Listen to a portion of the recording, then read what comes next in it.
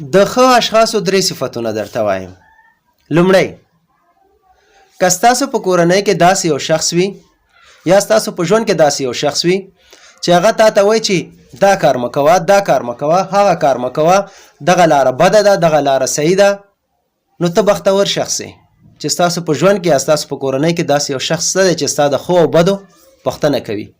دوهم، ستاسو په کورنۍ کې داسې شخص چې ډېر په وړه خبره باندې خفه شي او بیرته زر په خوله شي، دا د ښه زړه لرونکي اشخاص دي، له لاسه یې مه ورکوئ. دریم، تر ټولو مهمه خبره چې ستاسو د کورنۍ سرپرست هم دی، ستاسو د کور بیل، ستاسو د کور کرایه، ستاسو د کور ټول اخراجات هغه پوره کوي، نو تاسو دپاره الله تعالی یو نعمت لیږلی دی.